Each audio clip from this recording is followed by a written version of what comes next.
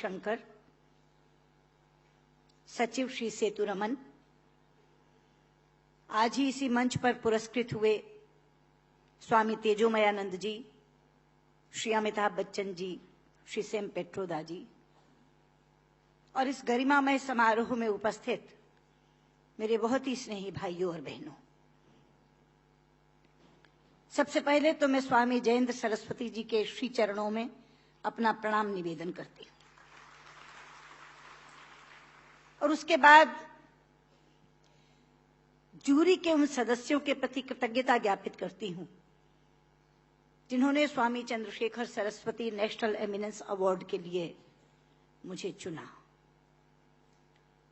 मित्रों, राजनीतिक क्षेत्र में पुरस्कार तो अनेक मिले हैं, लेकिन आज का ये पुरस्कार स्वामी जी पुरस्कार नहीं, मेरे लिए आशीर्वाद है। साक्षात परमाचार्य जी का आशीर्वाद, साक्षात शंकर का आशीर्वाद। इसीलिए पुरस्कार मिलने पर प्रसन्नता होती है, पर आज अपने आप को धन्य महसूस कर रही हूं। ये आशीर्वाद प्राप्त करके मैं धन्य हुई। लेकिन इस पुरस्कार के साथ, आशीर्वाद के साथ बहुत महती जिम्मेदारी भी चली आई है, क्योंकि जब साइटेशन पढ़ी जा रही थी तो जिन गुणों का वाचन किया जा रहा था, ये जिम्मेदारी है कि जीवन भर उन गुणों पर खरी उतरूं और उसमें से एक भी चीज ऐसी न लगे कि जो कही गई थी लेकिन असत्य निकली। साइटेशन का वाचन संस्कृत में हुआ। शंकर जी, संस्कृत के प्रति आपकी निष्ठा और अनुराग देखकर मेरा मन बहुत प्रफुल्लित हुआ है,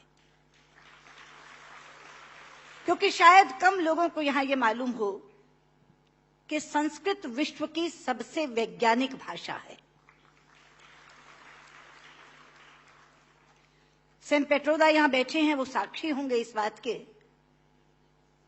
कि जब दुनिया में टॉकिंग कंप्यूटर बनाने की बात चली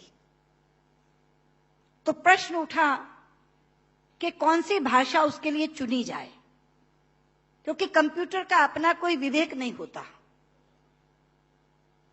जो आप बोलते हैं वही वो लिखता है, और जो लिखा जाता दिया जाता है उसी को वो पढ़ता है।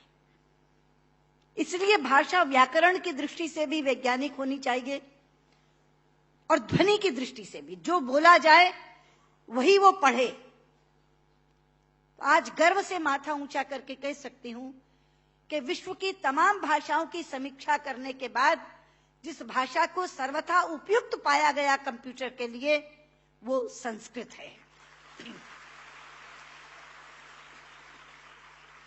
क्योंकि जैसे अंग्रेजी में NO नो भी नो है और KNOW भी नो है। अब अगर आप कंप्यूटर को बोल रहे आई नो दिस, तो लिखेगा INO नो दिस, कोई अर्थ ही नहीं निकलेगा उसका।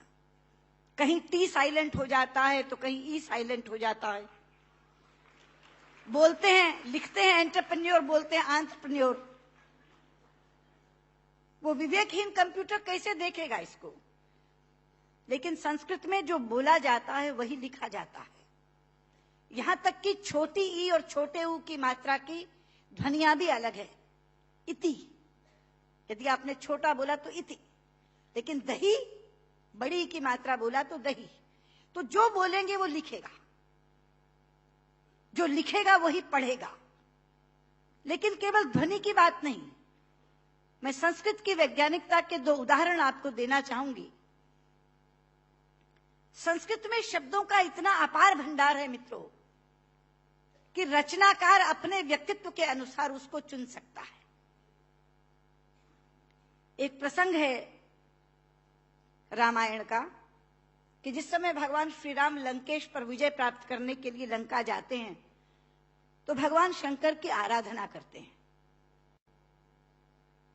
वो स्तुति जिसमें करते हैं वो रामचरितमानस में रुद्राष्टकम के नाम से समाविष्ट किया गया है।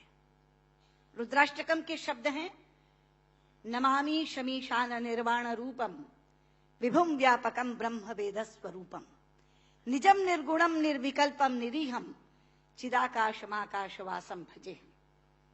लेकिन उसी समय श्री राम पर विजय प्राप्त करने के लिए रावण ने भी आराधना की थी, स्तुति की थी, और उसने अपना स्तोत्र स्वयं रचा था, जो शिव तांडव स्तोत्र के नाम से प्रसिद्ध है। शब्द हैं डमट डमट डमट डमन निनाद वट डमर वयम चकार चंड तांडवम तनो तुरय शिव शिवम धगत धगत धगत जवल ललाट पट्ट पावके किशोर चंद्रशेखरे रति प्रतिक्षाम मम धराधरेन्द्र नंदिनी विलास बंधु बंधुरा स्फुर दिगंत संतति प्रमोद मान मानसे। यहां बैठे किसी एक 5 वर्ष के बालक के सामने यदि मैं केवल ये 2 श्लोक रख दूं और ये कहूं कि बच्चा ये बताओ इसमें से कौन सा रावण ने रचा होगा और कौन सा राम ने पढ़ा होगा, तो बिना कुछ जाने वो कहेगा कि डमट डमट डमट डमन ये रावण का श्लोक होगा, क्योंकि शब्द उसके व्यक्तित्व से मेल खाते हैं। और नमामि शमीशान निर्वाण रूपम राम ने कहा होगा। यह है संस्कृत की वैज्ञानिकता। एक और उदाहरण देती हूं, आप हैरान हो जाएंगे। संस्कृत के एक रचनाकार हैं दंडी, उनका एक नाटक है 10 कुमार चरितम, जिसमें 10 राजकुमारों की कथा है अलग अलग। उसमें एक कथा आती है राजकुमार विश्रुत की। प्रसंग है कि वो आखेट के लिए शिकार करने के लिए जंगल में जाता है। एक तीर आकर उनके होंठ पर लगता है और उनका निचला होंठ कट जाता है। मित्रों, इस प्रसंग के घटने के बाद कथा अनेक पन्नों में चलती है। कितने ही संवाद विश्रुत बोलता है, लेकिन दंडी ने पूरे संवादों में कहीं भी ओष्ठांग का प्रयोग विश्रुत से नहीं करवाया है। ओष्ठांग क्या है? पूरा अल्फाबेट हिंदी का जो पवर्ग है वो ओष्ठांग है। प फ ब फ म। प फ ब फ म दोनों होंठ मिलाकर बोले जा सकते हैं। अगर दोनों होंठ में से एक होंठ नहीं है तो आप प नहीं बोल सकते, ब नहीं बोल सकते, भ नहीं बोल सकते, म नहीं बोल सकते। ये पवर्ग ओष्ठांग है। तो अगर उसका एक होंठ कट गया तो उसने पवर्ग का उच्चारण कैसे किया, ये कोई भी प्रश्न कर सकता था रचनाकार से। इसलिए अनेक संवादों में कहीं भी ओष्ठांग का प्रयोग नहीं है। यह है संस्कृत की वैज्ञानिकता। लेकिन लोग आजकल कहते हैं कि संस्कृत तो बोलचाल की भाषा नहीं बन सकती, संस्कृत कभी जनभाषा नहीं रही। शायद इससे बड़ी अज्ञानता की बात कोई दूसरी नहीं हो सकती। संस्कृत जनभाषा रही है। छोटे लोग, अनपढ़ लोग, बिना विद्यालय में गए लोग संस्कृत बोलते रहे हैं। राजा भोज के काल में एक प्रसंग आता है कि राजा भोज एक बार अपने प्रजा का हालचाल जानने के लिए जंगल से जा रहे थे। सामने से एक लकड़हारा आ रहा था। उसने लकड़ियां काटकर अपने सिर पर रखी हुई थी, पसीनों पसीन था।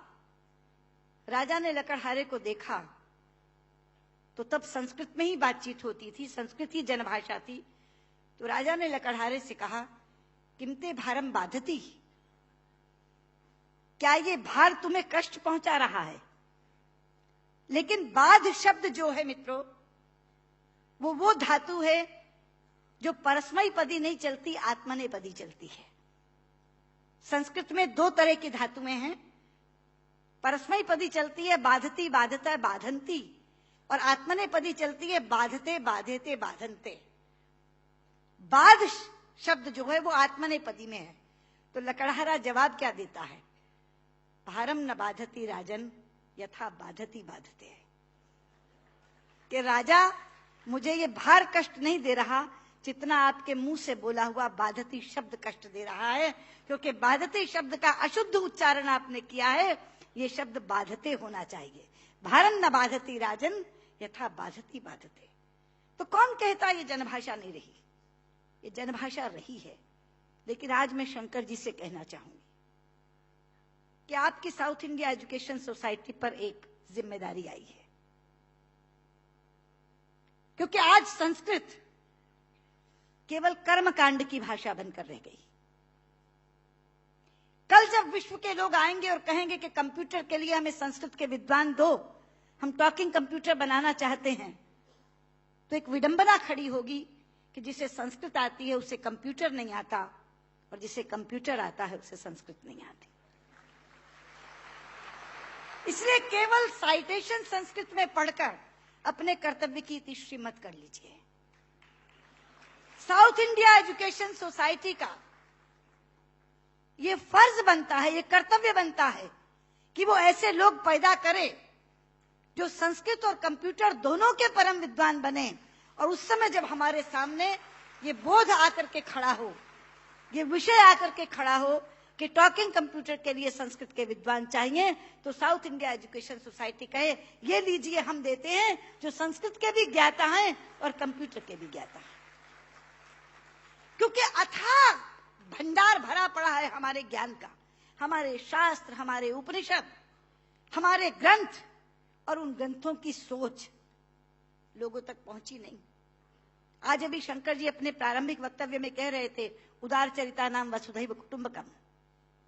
ये संस्कृत जानने वाले की सोच है। संस्कृत बोलने वाला पूरी पृथ्वी को परिवार मानता है, वसुधैव कुटुंबकम। संस्कृत बोलने वाला पृथ्वी को परिवार मानता है, और अंग्रेजी बोलने वाला विश्व को बाजार मानता है। और ये सोच का अंतर है, क्योंकि परिवार में प्यार होता है मित्रों, बाजार में व्यापार होता है। केवल व्यापार, शुद्ध व्यापार। लेकिन ये कौन बताएगा लोगों को कि भारतीय संस्कृति में पूरी पृथ्वी को, पूरी वसुधा को कुटुंब मानने की भावना है।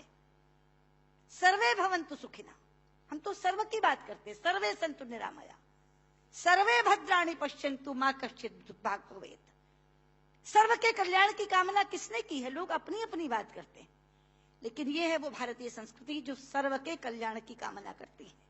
इसलिए बहुत ज्यादा आवश्यक है कि ये ज्ञान जो छिपा पड़ा है पुस्तकों में, केवल इस कारण नहीं पहुंच पा रहा कि ऐसी भाषा में है जो भाषा मृतप्राय होती जा रही है, जो भाषा केवल मंत्रोच्चार की भाषा बन गई है कि विवाह पद्धति करानी है, जन्म मरण कराना है तो पंडित जी को बुला लो, वो भी अपना आधा अशुद्ध और आधा शुद्ध बोल के चले जाते हैं, क्योंकि उनको भी कोई टोकने वाला नहीं, उनको भी कोई कहने वाला नहीं कि आप क्या कर रहे हैं। इसलिए साउथ इंडिया एजुकेशन सोसाइटी पर यह जिम्मेदारी आई है, आप इस काम को करें। और मैंने अभी जब आप बैठे थे तो मैंने आपसे कहा था कि जो 2.5 लाख का पुरस्कार आपने मुझे दिया है, मैं आपको वापस करती हूं। आप इसी पुण्य कार्य में आप उसका इस्तेमाल करें, और ये काम आप जरूर करेंगे। मुझे लगता है तभी मेरा यहाँ आना सार्थक होगा। बहुत बहुत धन्यवाद।